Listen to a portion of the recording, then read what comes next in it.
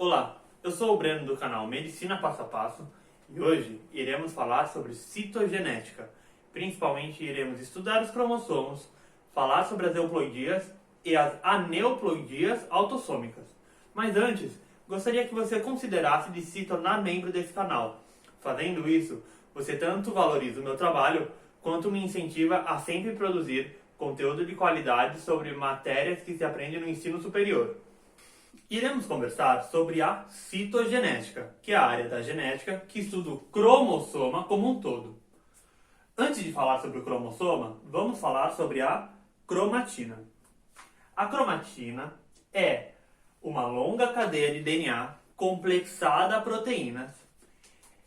E a gente possui a mesma cromatina em todas as nossas células do nosso corpo. A cromatina irá possuir todos os genes que a gente possui. Então, para uma célula neuronal, uma célula epitelial, uma célula muscular se diferenciarem, ou seja, se diferenciar significa expressar determinados genes e reprimir outros genes. Como a cromatina faz isso? Ela faz isso através de graus de compactamento. Compactando uma determinada área da sua cromatina, ela esconde determinados genes para os nossos mecanismos de transcrição e tradução, que é o que expressam esse gene, que fazem esse gene realizar uma função através da transcrição e tradução. Assim coordena a expressão genética.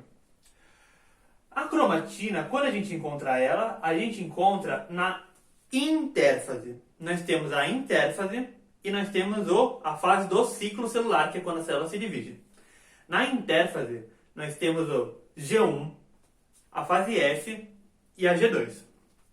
Na G1 é quando a célula passa a maior parte do seu tempo realizando as suas normais funções celulares que a gente espera dela. Aqui, a célula, a cromatina está realizando suas normais funções e ela chega um momento que ela se prepara para o ciclo celular que está vindo. Determinadas células realizam ciclo celular. Enfim, como ela se prepara, ela entra na fase S, duplicando a sua cromatina. Depois da duplicação da cromatina, nós podemos ser considerados indivíduos tetraploides, porque nós iremos possuir 4 exemplares de um cromossoma que expressa o mesmo conjunto de genes, que possui o mesmo conjunto de genes. Ou seja, nós possuímos na fase G1, nós somos diploides, certo? Que como é a fase, a gente vem considerado diploide porque o G1 é onde a célula passa a maior parte do tempo. Nós temos o cromossoma materno e o cromossoma paterno. Nós temos o cromossoma 1, o 2, o 3, o 4 e isso vai até o 22. Depois nós temos os cromossomas sexuais, que podem ser X ou Y. O cromossoma 1 possui determinados genes que o cromossoma 2 não possui. O cromossoma 2 possui genes que os outros cromossomas não possuem. E isso vale para todos os genes, com algumas exceções nos cromossomas sexuais. Mas que o raciocínio é o mesmo também. Ou seja, na fase S, nossa célula foi lá e duplicou o material genético. Após a fase S, a célula entra em uma fase denominada G2, onde ela produz principalmente as proteínas que ela irá precisar para o ciclo celular. E aí ela entra na fase do ciclo celular, que possui várias também subfases, mas eu irei me concentrar na metáfase e na anáfase.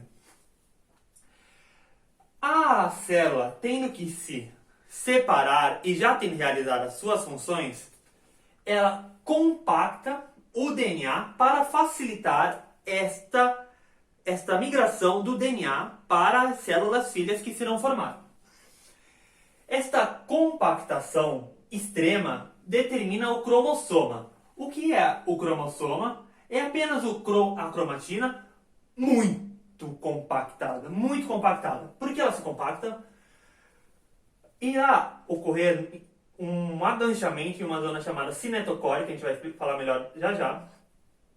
E depois ocorre a atração desse cinetocore, que separa cada cromossoma para determinado polo da célula.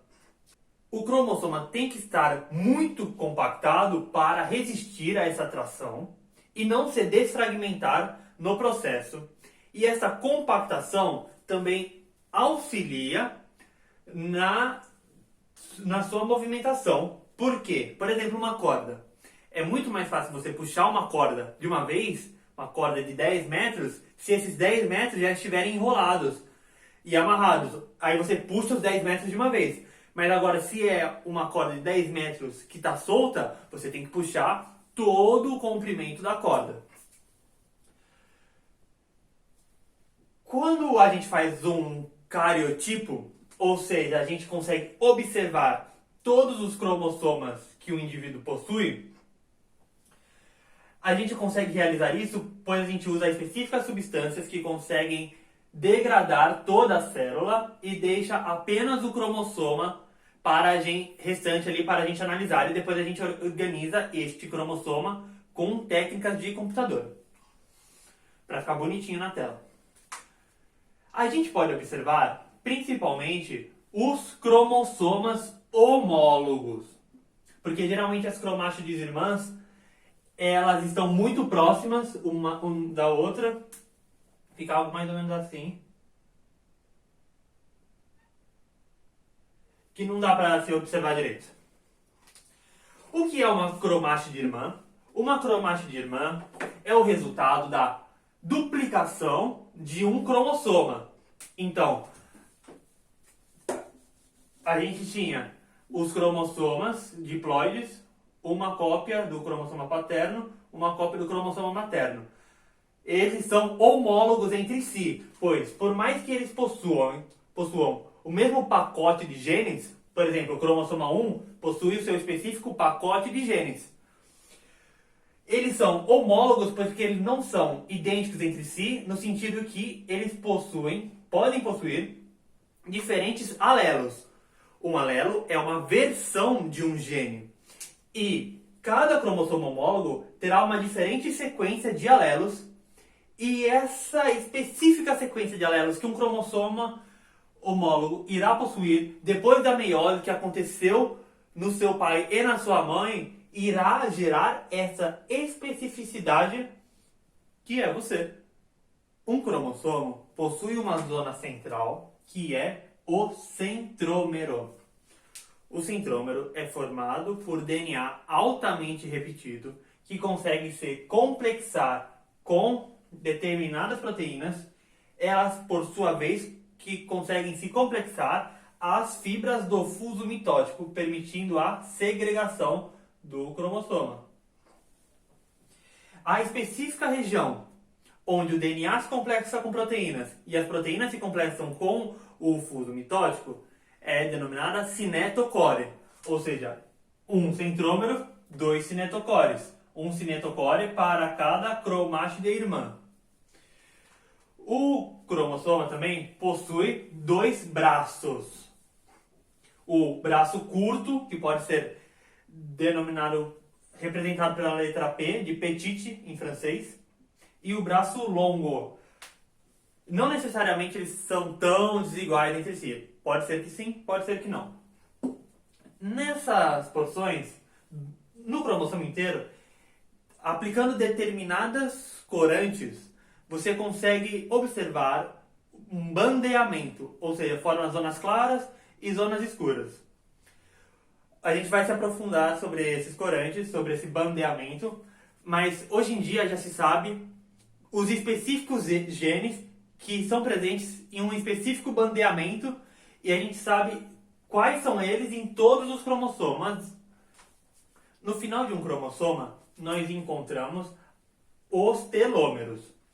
Eles são compostos principalmente por uma sequência repetida formada por timina, timina, adenina, guanina, guanina, guanina. Um material genético nuclear que é linear, ou seja, tem começo, meio e fim, sofre um desgaste a cada ciclo celular, porque a DNA polimerase não consegue sintetizar os últimos 10 nucleotídeos e na direção 5'.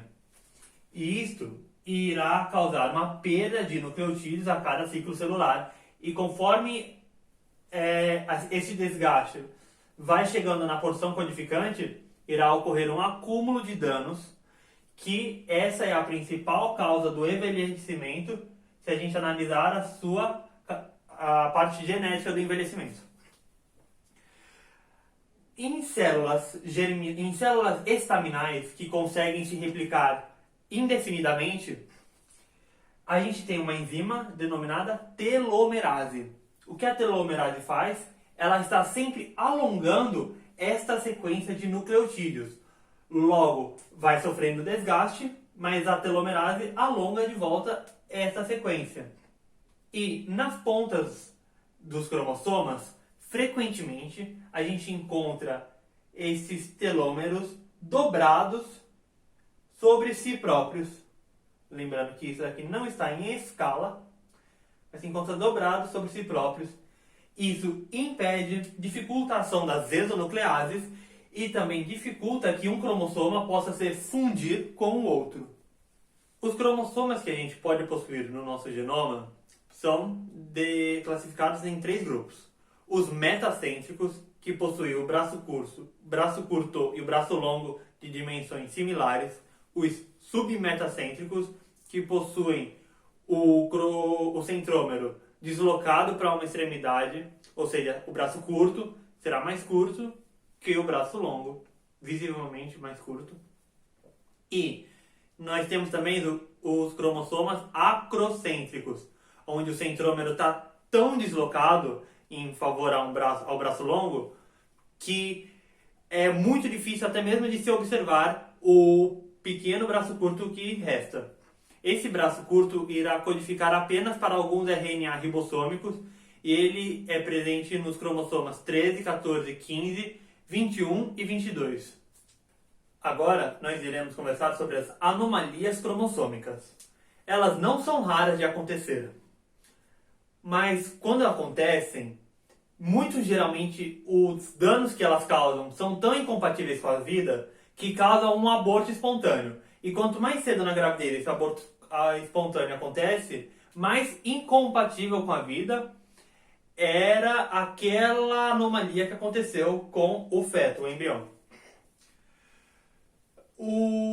Mas o contrário também é verdadeiro. Existem algumas anomalias que envolvem cromossomas muito pequenos, como por exemplo o cromossoma 21 da síndrome de Down, que é um cromossoma acrocêntrico, e ele está mais relacionado a uma compatibilidade com a vida, uma sua anomalia.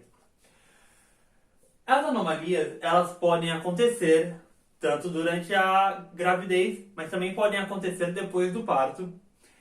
E elas podem ser subclassificadas em homogêneas, quando todas as células do indivíduo apresentam aquela anomalia cromossômica, mas elas podem também ser classificadas em uma anomalia em mosaico, quando apenas algumas células possuem esta anomalia. O mosaico é um conceito bem interessante, porque ocorre quando a gente observa que um indivíduo possui 2 configurações genéticas diferentes no próprio corpo, quando geralmente a gente sabe, todas as nossas células possuem o mesmo patrimônio genético, mas em um indivíduo que possui um mosaico, ele possui 2 patrimônios genéticos diferentes em seu corpo.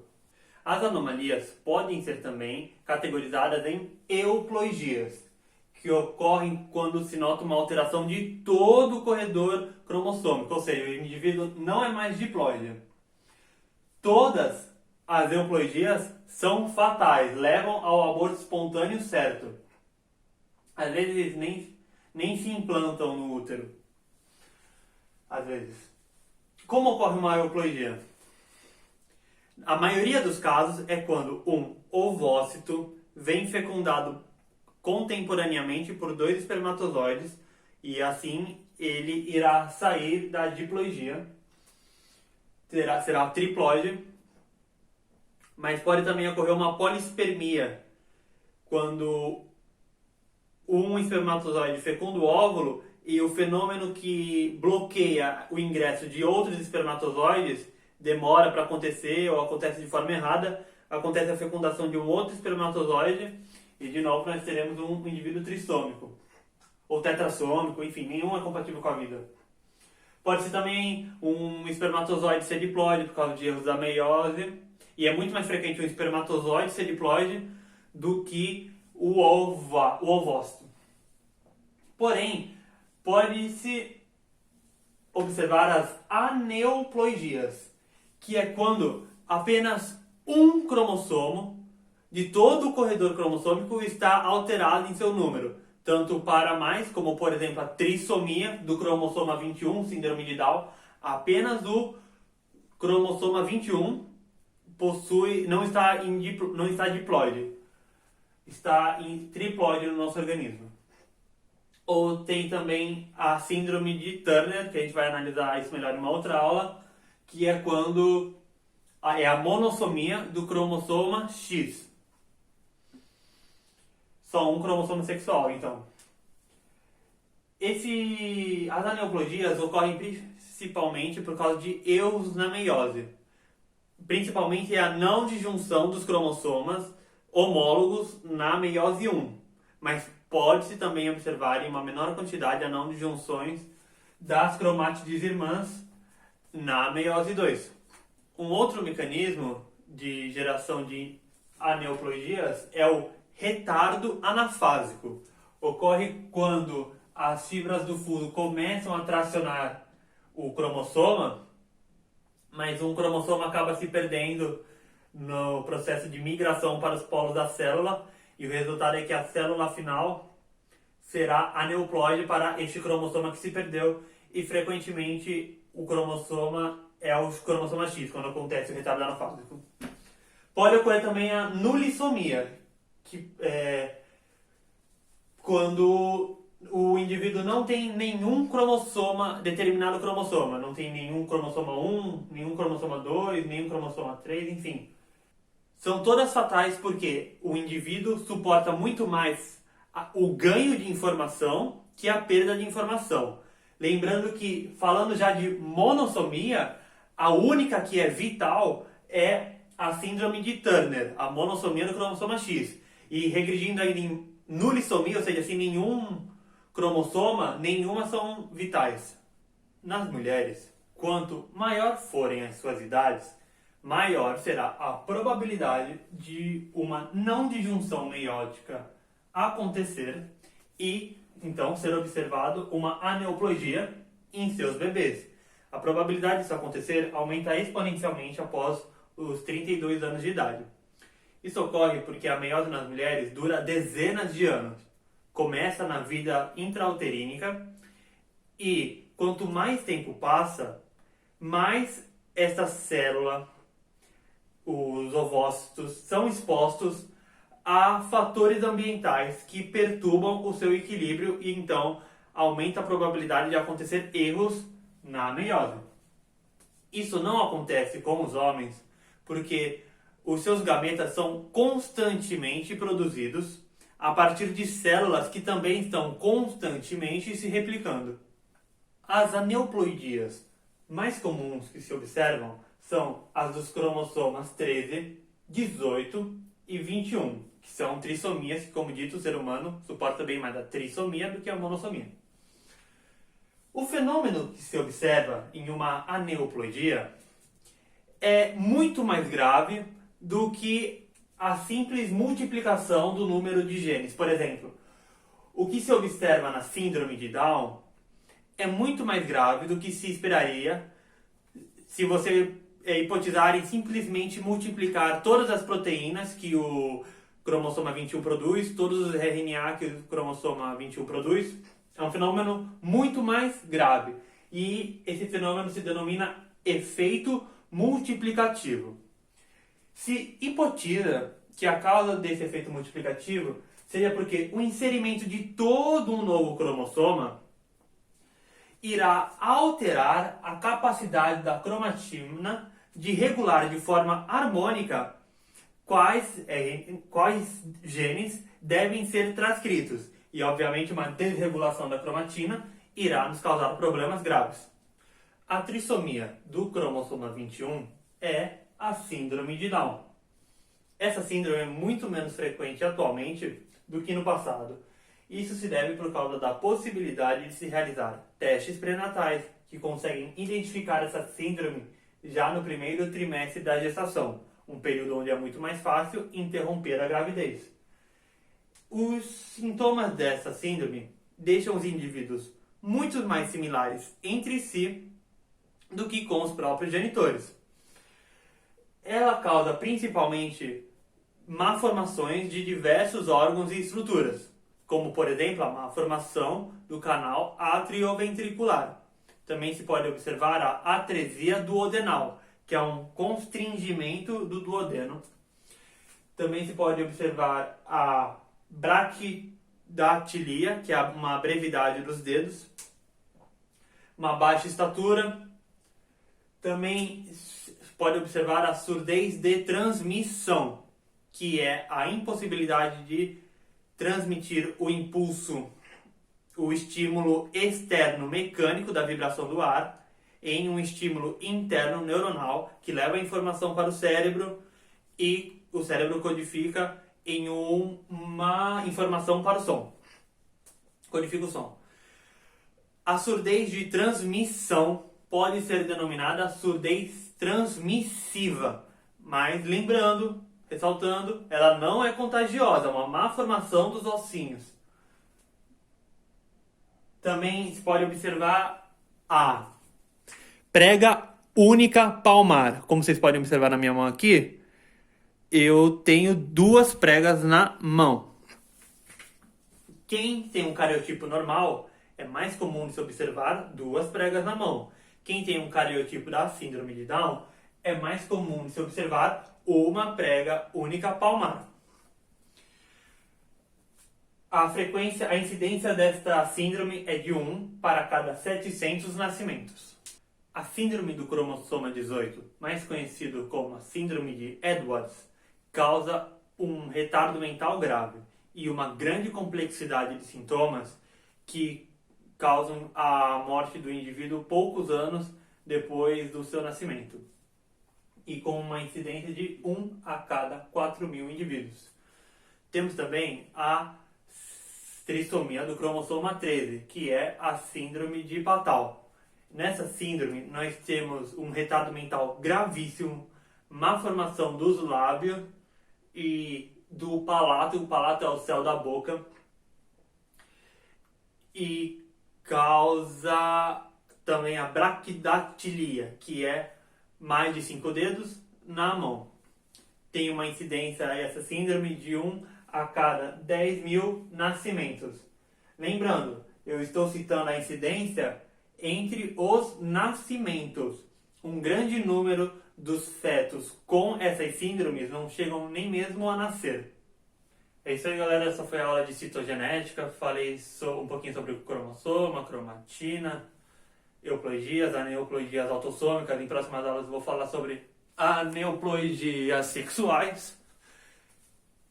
Gostou do vídeo? Dá um like, se inscreve no canal, considera tornar membro, compartilha com teus amigos e não se esquece, o canal vai falar tudo de medicina, hein? Fui!